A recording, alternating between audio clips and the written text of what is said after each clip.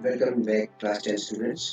कल हम शुरू के 4 क्वेश्चन कर पाए थे सीबीएसई द्वारा प्रोवाइड किए गए मैथ्स सैम्पल पेपर टर्म 2 के लिए, जो कि 40 मार्क्स का आना है। क्वेश्चन नंबर 5 हम देखते हैं। Mrs Garg recorded the marks obtained by her students in the following table. She calculated the model marks, यानी कि मोड जो है आपको मोडल मार्क्स जो है 45 दिया है। While printing the data was blank, find the missing frequency in this table. इस मिसिंग फ्रीक्वेंसी को आपने फाइंड करना है। जैसा कि आपको पता है मोड का फॉर्मूला होता है, आपको ध्यान हो, मोड का formula L plus F1 minus FO upon 2F1 minus FO minus FO नहीं F0 F2 या F0 minus F2 into H, ऐसा था ये फॉर्मूला। अब यहाँ पर हमें सबसे पहले पता करना होगा कि भाई मॉडल क्लास कौन सा हो। तो नॉर्मली जब हम क्वेश्चन करते हैं टेक्स्ट बुक में, जैसे आपको क्वेश्चन दिया हो, अलग अलग क्लास इंटरवल्स आपको दी होगी इस तरह से, तो वहां पर सारी फ्रीक्वेंसीज दी हुई थी कि जैसे इस तरह से सारी फ्रीक्वेंसीज दी हुई थी। ठीक हो गया, 50 to 60 and so on like this. तो आप क्या करते थे, मॉडल क्लास किसको लेते थे, जिसकी फ्रीक्वेंसी सबसे ज्यादा हाईएस्ट होती थी, तो उसको आप मॉडल क्लास ले लेते थे, इसको आप मॉडल क्लास कह देते हैं। ठीक हो गया, मॉडल क्लास मोड जो है इसी क्लास इंटरवल के बीच में लाई करेगा, इसी से पता लगा था। लेकिन इस क्वेश्चन में, जैसा कि कल भूपेश जोशी भी डिस्कस कर रहे थे क्लास में, ठीक है, बिल्कुल सही कह रहे थे बेटा, कि क्योंकि ये मिसिंग है, हो सकता है कि ये सबसे ज्यादा फ्रीक्वेंसी वाला हो, यानी कि मॉडल क्लास का हमें पता नहीं है, तो हम कहाँ से आइडिया लगाते हैं मॉडल क्लास का कि भाई मोड की वैल्यू दे रखी है, तो मोड 40 और 60 इस क्लास इंटरवल में आएगा। तो मॉडल क्लास की फ्रीक्वेंसी को आप कह देंगे F1। मॉडल क्लास की फ्रीक्वेंसी, मॉडल क्लास से एक पहले वाला जो क्लास इंटरवल है उसकी फ्रीक्वेंसी को हम कहते हैं F0, और उसके ठीक बाद just succeeding one is called F2। ठीक, अब आप देखिए H, देखिए H आप देखेंगे क्लास विड्थ आप सब जगह पाएंगे 20 ही हो, 20 होगा, देखिए, है ना। क्लास इंटरवल्स का जो विड्थ है या क्लास विड्थ जिसको हम कहते हैं, class width is 20।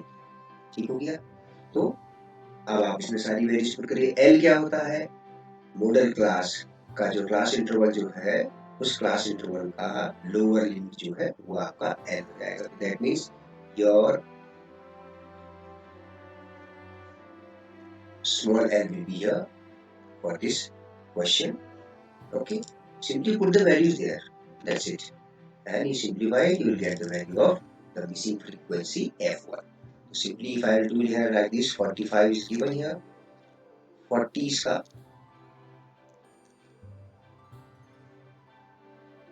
Lower limit हो गया, मॉडल क्लास का F1 आपका फाइंड आउट करना है। F0 क्या है, मॉडल क्लास से ठीक पहले के क्लास इंटरवल का, प्रीसीडिंग क्लास इंटरवल का फ्रीक्वेंसी जो कि 10 दिया गया है, upon 2F1 minus F0 is 10, and F2 आप देख रहे होंगे सक्सीडिंग क्लास का, मॉडल क्लास का जो सक्सीडिंग क्लास इंटरवल होता है उसकी frequency into H already is 20। अगर आप इसको सिंप्लीफाई करें तो 40 को मैं राइट से लेफ्ट में लेंगे तो माइनस का 40 हो गया, इसको आपने सिंप्लीफाई करना है।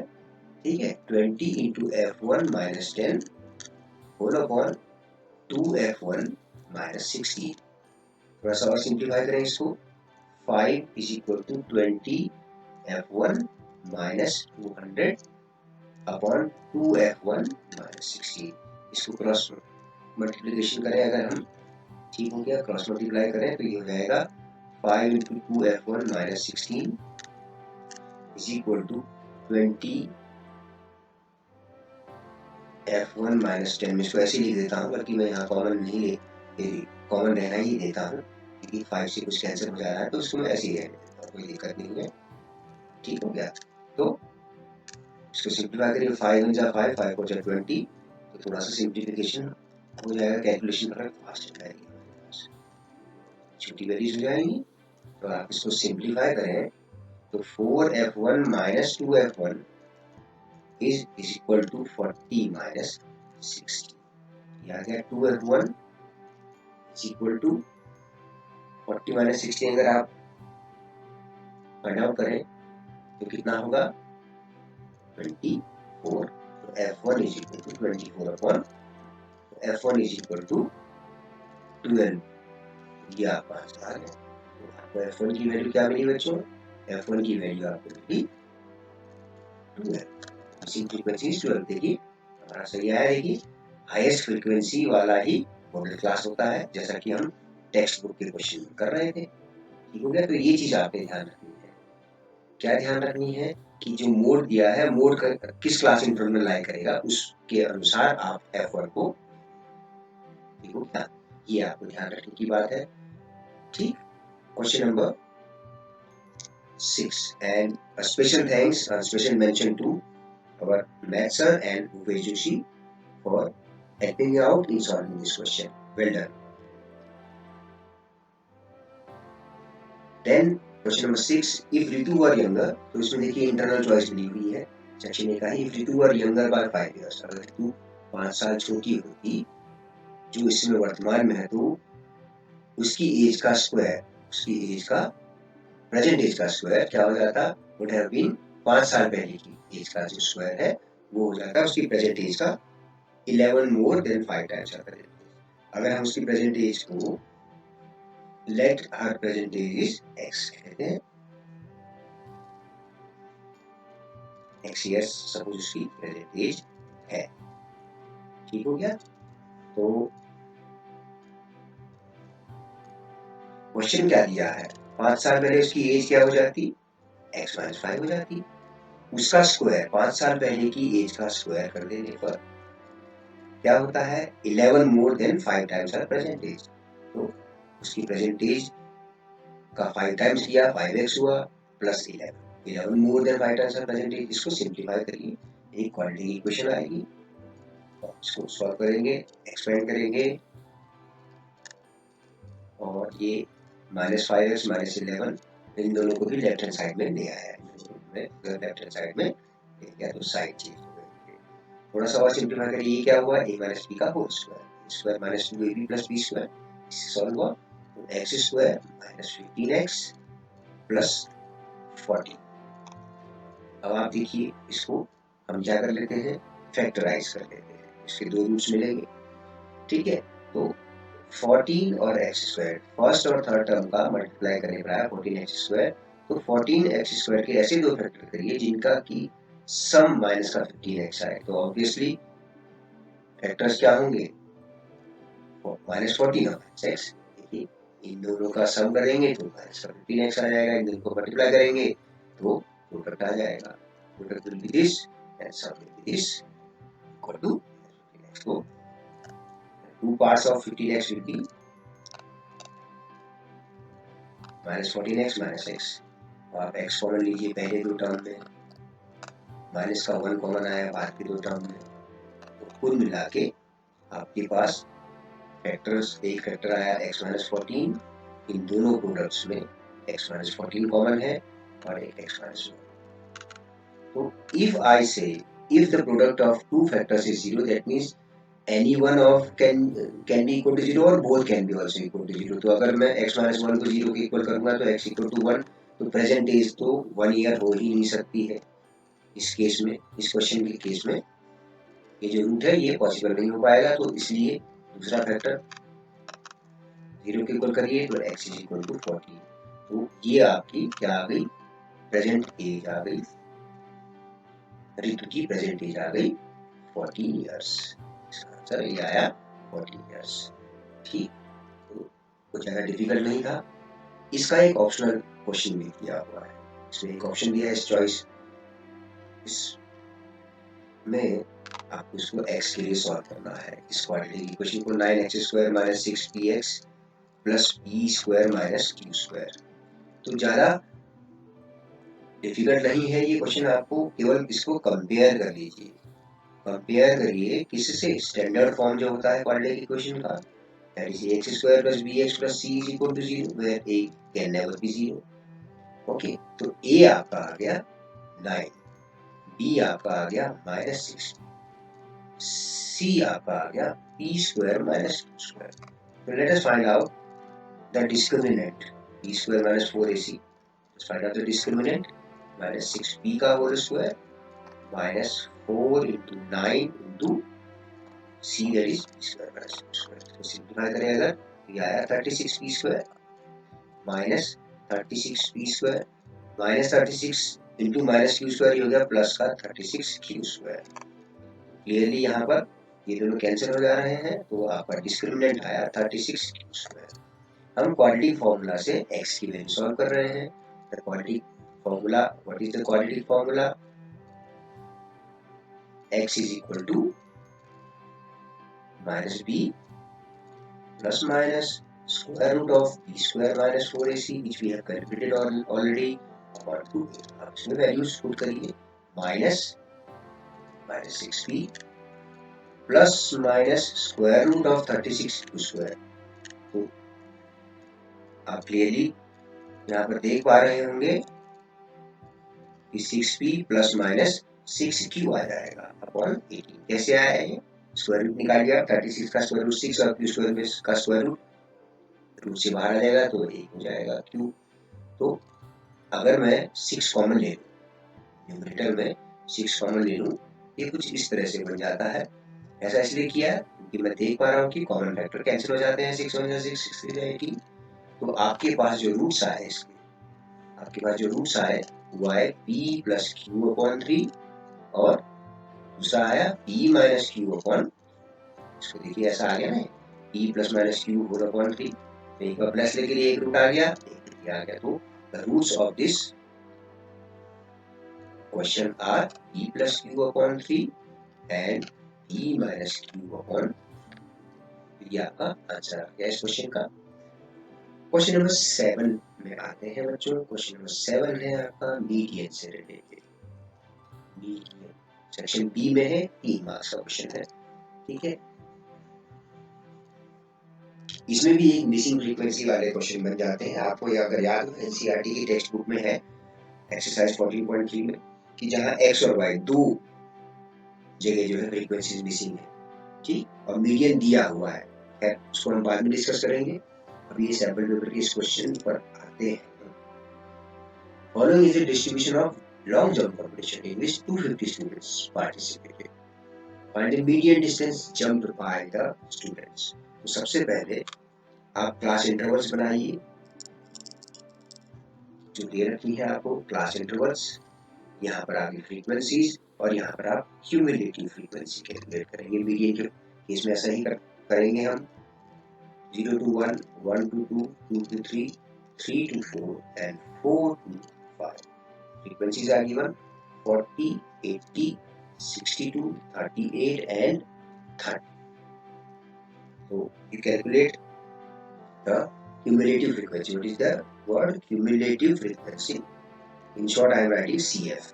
Okay, 40, फिर 40 में यानी कि below 1 is 40, below 2 is 120, below 3 यानी कि आप इसको ऐड करते रहिए. इस तरह से ऐड होता रहेगा ना. तो क्यूमुलेटिव फ्रीक्वेंसी इस क्लास इंटरवल तक कितनी आ जाएगी वो आपने ऐड कर देना है. ठीक हो गया. पिछली क्लास इंटरवल की जो क्यूमुलेटिव फ्रीक्वेंसी आई थी उसमें करंट क्लास इंटरवल की फ्रीक्वेंसी को ऐड कर देंगे तो ये आ जाएगा 182. फिर इस क्लास इंटरवल में आ गए तो आपका आ जाएगा 182 plus 38. 182 plus 38 is 220. 220 plus 30 that is 250. याद रखिए जो आपका लास्ट में जो ये आता है ये आपका टोटल नंबर ऑफ ऑब्जर्वेशंस आना चाहिए. That is your n. That is your n. ठीक हो क्या? This is required here. Clear? Now let us right out the formula of this. Okay, the formula for median is L plus, the formula for median, L plus n by 2 minus CF divided by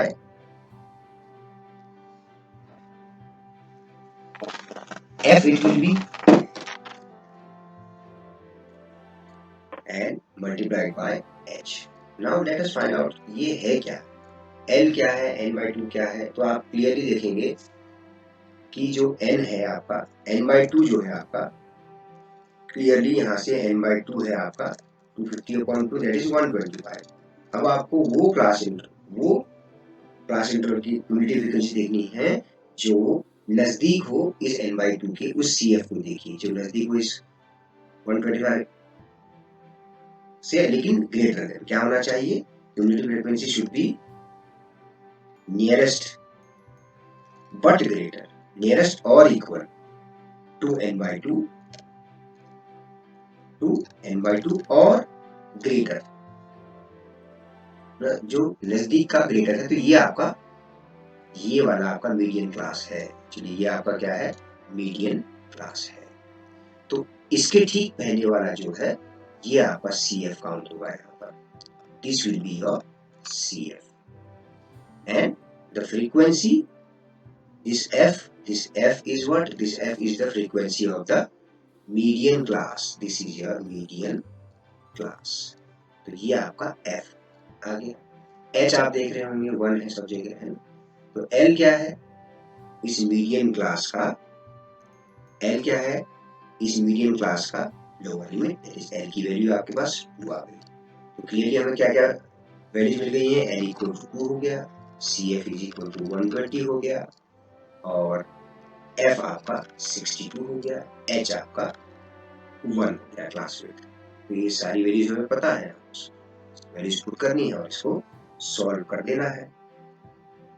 तो median आ जाएगा आपका 2 plus n/2 है आपका 125 minus CF है आपका 120 divided by F 60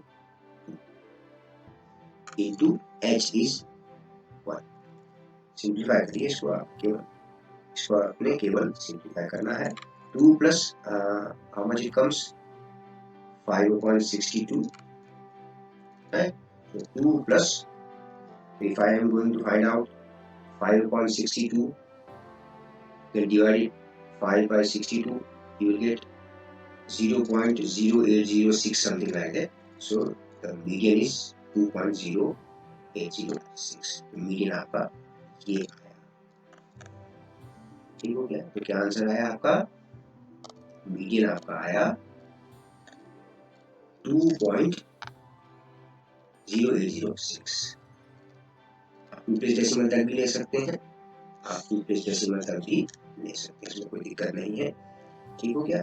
तो इसका मतलब क्या है कि मीडियन डिस्टेंस स्टूडेंट्स की जंप की जा रही है वो 2 पॉइंट समथिंग 2 से थोड़ा सा ऊपर है, ठीक है।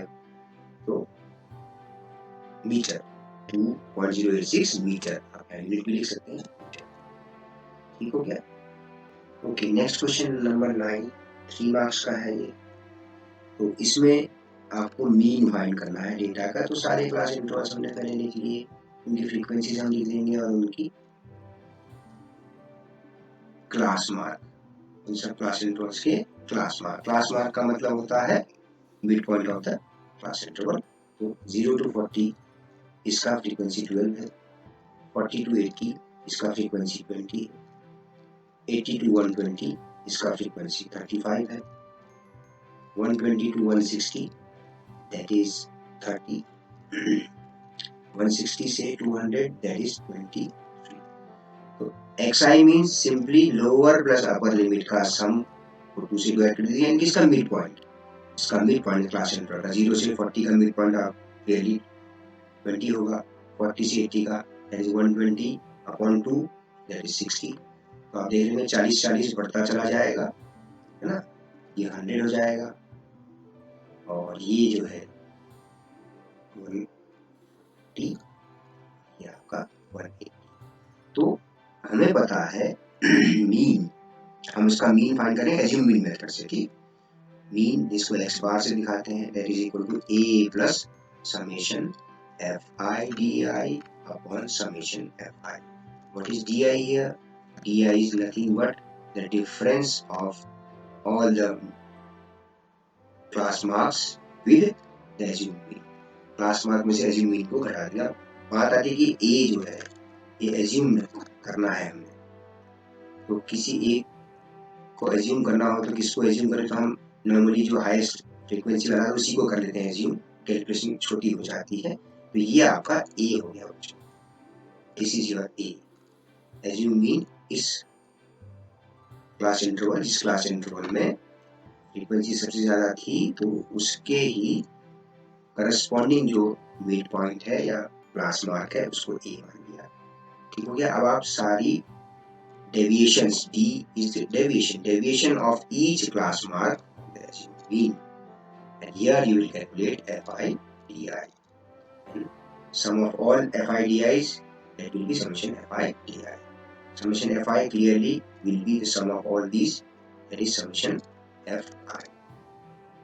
So clearly you can see 20 plus 12 is 32, and 32 plus 35 will be 67, 67 plus 30 will be 97, 97 plus 23 will be 120. So summation FI is 120. This was the runs scored by, these are the runs scored by batsman in one day cricket matches. तो ये इस तरह से लिखा हुआ है कि कितने बैट्समैन 0 to 40 रन बनाया, कितने बैट्समैन ने 40 to 80 रन बनाया, इस तरह से। तो सभी बैट्समैन की टोटल संख्या जो है 3 5 8 8 2 10 शून्य, यहाँ चला है 1 और 2 3 3 6 3 9 3 12, तो 120 आया है टोटल सम। ठीक हो गया, ये आया हमारे पास है समेशन, सारी फ्रीक्वेंसीज का सम। अब आप क्या करिए, xi माइनस ए फाइंड करिए।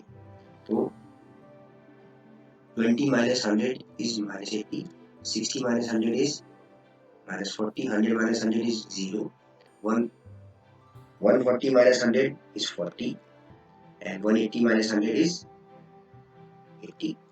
एक्चुअली आप यहाँ पर कंफ्यूज ना हो करके तो आप यहाँ पर इसकी सीधी वैल्यू लिख लीजिए, कि आप यहाँ ऐसे लिख दीजिए 100, इस तरह से ए जो है आपका 100 है। ठीक हो गया, तो ए आपका 100। तो FIDI आप कैलकुलेट करिए, this one and this one you have to multiply, this one and this one you have to multiply. Well, here's 96 to minus 960, 20 into minus 40, 20 into minus 40 will be minus 800, and here to 35 into 0 is 0, 30 into 40, 30 into 40 हो गया आपका 1200, और 23 into 80, 23 into 80, 23 is 184, 184, 1840। अब आप summation यानी कि सम of all FIDIs summation निकाल लीजिए। आप देख रहे होंगे 1200 और 1840 को आप ऐड करेंगे तो ये आएगा 3040, इसमें से सब्ट्रैक्ट हो जाएगा दोनों नेगेटिव वाले, माइनस 960 और माइनस 800 आ गया माइनस 1760, तो सब्ट्रैक्ट करिए तो ये आपका आंसर FIDI आ जाएगा। Answer that is 2080, 68 and 7 upon 3040 में से मैंने सब्ट्रैक्ट किया 1760, तो 1280 आएगा, 1280 summation FIDI is। now we can find out the mean, simply फॉर्मूले में वैल्यू रखनी है, फॉर्मूला मैंने लिखा हुआ है, assumed mean A is 100 plus summation FIDI is 280 divided by summation FI, summation FI is 120, I will get the answer 100 plus here 128 को अगर मैं 12 से डिवाइड करूं, 128 को 12 से डिवाइड करूं तो 10.66 आएगा, तो ये मीन आ गया 110.66 का मीन ये आया। अगर कहीं पर कैलकुलेशन में कोई गड़बड़ हो तो आप डेफिनेटली मुझे बताएंगे, ठीक है, ताकि कोई कंफ्यूजन हमारे दिमाग में न रहे। तो मीन आपका आया 110.66 mean runs, okay, runs per player you can say, what you say. Now let us come to question number 10. Question number 10 is from trigonometry का क्वेश्चन है। Now what is given here? Let us discuss the first one, this one, then the internal choice also there, we'll discuss that also. Two vertical poles of different heights are standing 20 meters away from each other. Okay, let us make two different heights poles. So suppose these are the heights of two poles, this one and this one standing on the ground. Okay, so first thing, we got this one, that the distance between these two is much 20 meter. They are 20 meter apart. The angular elevation of the top of the first floor pole from the foot of the second. What is there? The angular elevation of top of the first pole. Okay, तो जब हम किसी पोल की तरफ जा रहे हैं, है ना, ठीक, पास की तरफ है तो ज्यादा बड़ा एंगल बनेगा, तो angle of elevation of top of the first pole from the foot of the second pole. अच्छा, ऐसा भी नहीं है, सिंपल ही दिया है क्वेश्चन। ये आपका और एक दूसरा इधर से कहता है कि the angle of elevation of the top of the first pole from the foot of the second pole is 60 degree, whereas the angle of elevation of the top of the second pole from the foot of the first pole is 30 degree. Find the difference between the heights. So let us say PQ and RS are heights of pole. We will say let PQ and RS are heights of poles. Heights of poles. यह है। अब आप देखिए, जो building ऊंची है या जो टावर ऊंचा है उसका एंगल, क्योंकि डिस्टेंस फिक्स्ड है, हॉरिजॉन्टल डिस्टेंस, तो ऊपर की तरफ जितना हम ऊपर की तरफ देखते चले जाते हैं वैसे वैसे एंगल ऑफ एलिवेशन हमारा बढ़ता चला जाएगा। तो डेफिनेटली ये आपका 60 डिग्री होगा, ये आपका 30 डिग्री होगा। ये बात आपकी समझ में आती होगी, है ना। एंगल ऑफ एलिवेशन कौन सा 30 कौन सा 60 होगा। तो पी की मैंने थोड़ा टॉलर बनाया है, तो जैसे जैसे हम एक फिक्स डिस्टेंस से डिस्कस किया है क्लास में कि जैसे जैसे हम ऊपर इस फिक्स पॉइंट से ऑब्जर्वर जैसे जैसे ऊपर की तरफ को देखता चला जाता है वैसे वैसे एंगल ऑफ एलिवेशन बढ़ता चला जाता है। बच्चों, आपने पढ़ा है कि नहीं। तो इस लिहाज से ये एंगल पी आर क्यू आपका 60 डिग्री का राइट एंगल पे खड़े होंगे दोनों pole. Find the difference between their heights, उनकी हाइट के बीच में डिफरेंस फाइंड आउट करनी है, यानी कि P Q minus R S आपको फाइंड करना है। तो simply what you do, take root 3 as 1.7। तो कुछ नहीं करना है, आप सिंपली कहिए in triangle, what do we say, in triangle P Q R कह देते हैं। सपोज आप देखेंगे P Q upon Q R is equal to 10 of 60 and 60 degree perpendicular upon base. We have learned this. Perpendicular upon base is what? 10. 10 theta is equal to perpendicular upon base आपने पढ़ा हुआ है। तो from here you get PQ is equal to QR tan 60 degree। ठीक, तो PQ is equal to QR आपको 20 दिया हुआ है, tan 60 डिग्री की value you all know what is the value of tan 60 degree, that is √3। तो PQ मिल गया। अच्छा, फिर आप SR या RS भी फाइंड कर सकते हैं। सिंपली ट्राइंगल SRQ में आप ये भी फाइंड कर सकते हैं, RS upon QR will be now tan 30 degree. तो RS is equal to QR tan 30 degree. From here you get RS is equal to 20 upon √3। तो मैं यहाँ पर क्या कर रहा हूँ, मैं यहाँ पर रैशनलाइज कर देता हूँ डिनोमिनेटर को √3 से। तो ज्यादा ज्यादा क्या होगा, ये होगा कि भाई 20 √3 अपॉन 3 हो, ऐसा कुछ बन जाएगा। खैर हमें P Q minus R S निकालना है। So P Q minus R S is equal to 20 √3 minus 20 √3 upon 3। तो 20 √3 कॉमन आ गया दोनों में, है ना, और ये आ गया 1 माइनस 1 अपॉन 3, है कि नहीं। तो सिंप्लीफाई कर लीजिए आप इसको, थोड़ा सा इसको स्लाइडर्स को नीचे ले लेते हैं अगले क्वेश्चन के। ओके, तो यहाँ पर आया कितना आपको कैलकुलेट करना है केवल इसमें। ठीक हो गया, तो 20 √3 इंटू, आप देखिए 1 माइनस 1 अपॉन 3 कितना हो गया है, 2/3 हो गया। ये आया 40/3 √3 की वैल्यू आप रख लीजिए चाहे, 1.73 रख लीजिए, ठीक हो गया। तो 40 को 3 से डिवाइड करने पर आता है रिपीटिंग डेसिमल एक्सटेंशन आता है 13.33 into 1.73। आप इनको मल्टीप्लाई कर लीजिए, केवल 2 प्लेस तक लिया मैंने, 13.33 को 1.73 से मल्टीप्लाई करिए, ये आ जाएगा 23.060। ये डिफरेंस आया हाइट के बीच में, ठीक है। तो अगर डाउट हो इस क्वेश्चन में तो आप पूछ लीजिए। इवन आप जो है इतना लंबा कैलकुलेशन करने की जरूरत ही क्या थी, मैंने कुछ ज्यादा लंबा कैलकुलेशन कर दिया। अगर 20 को 3 से डिवाइड कर देता यहीं पे आ जाता है मेरे पास 6.66 into 1.73, है ना, ये आ जाएगा 11.52 मीटर। तो आप सीधा सीधा, आई थिंक थोड़ा कैलकुलेशन मेरा कहीं गलत हुआ है बच्चों, ठीक है, कैलकुलेशन गलत हुआ है नहीं, एक बार चेक करके देखिए। यहाँ पर भी 20 into 1.73 आ जाता, 1.73 का दुगना तो होता है 346, ये आ जाएगा 34.6। पी की माइनस आ गया 34.6 माइनस 11.52। 34.6 में से अगर मैं 11.52 घटाऊंगा, देखिए वही आंसर आ रहा है ना, ठीक है। ये ज्यादा आसान लग रहा था मुझे, उसमें ज्यादा लेंथी कर दिया हमने, हालांकि वो भी सही था। तो 23.08 मीटर की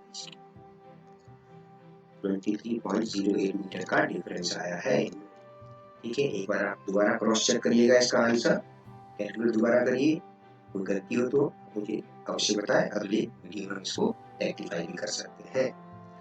जहाँ तक मुझे लग रहा है क्वेश्चन का आंसर सही आया है।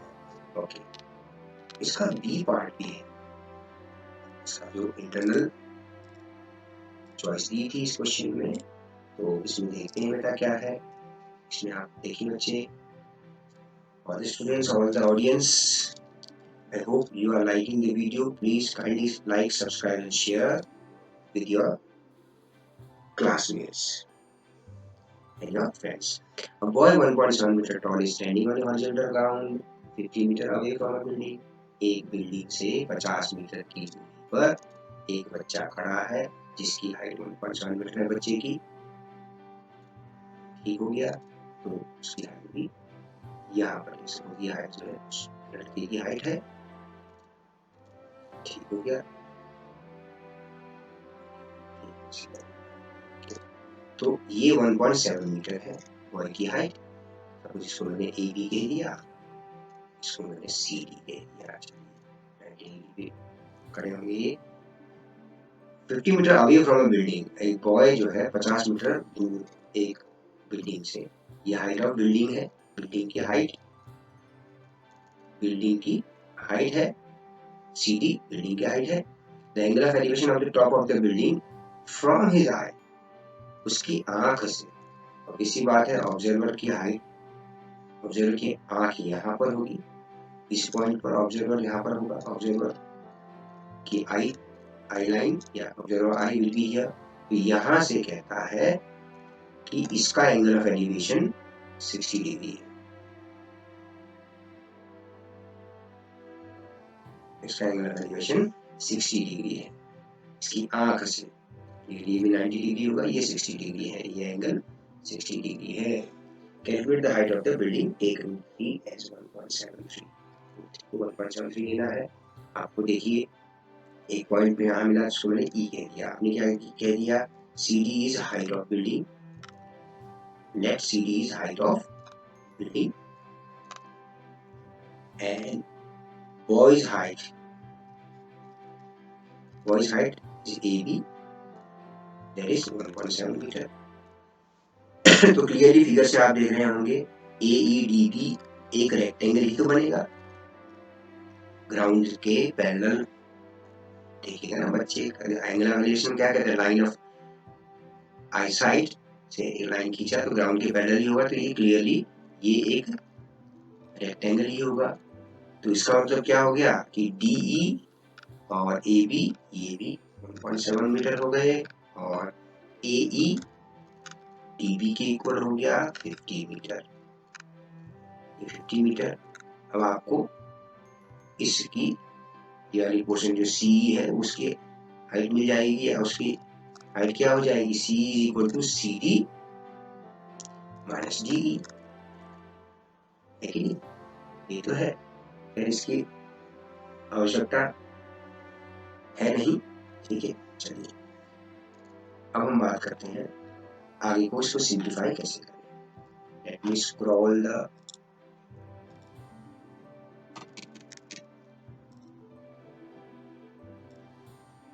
slider down there so that there is space of solution. Okay, ये क्वेश्चन, ठीक है। ठीक, तो अब आप क्या करिए, आप सीधा सीधा CE निकालिए ना, CE फाइंड आउट करिए। तो इन ट्राइंगल CEA, इस ट्राइंगल CEA में CE अपॉन AE आपका हो गया tan 60 डिग्री। तो CE is equal to AE tan 60 degree. AE किसके बराबर था, BD के, एंड BD की वैल्यू 50 दे रखी, तो 50 √3। ठीक है, ध्यान दीजिए हमें बिल्डिंग की हाइट निकालनी है, यानी कि हमें टोटल CD निकालना है। यानी CE तो हमने यहाँ से निकाल दिया, CE में अगर आप DE ऐड करेंगे तो ये आपकी हाइट बनेगी। ठीक, अच्छा, तो वैल्यू तो रखनी पड़ेगी भैया 1.73, कोई ऑप्शन है ही नहीं हमारे पास। CE is equal to 50 into 1.73, 865 होता है ना।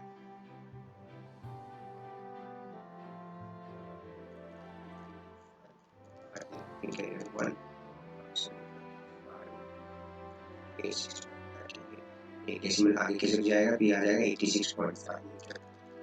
आप कहेंगे height of building, height of building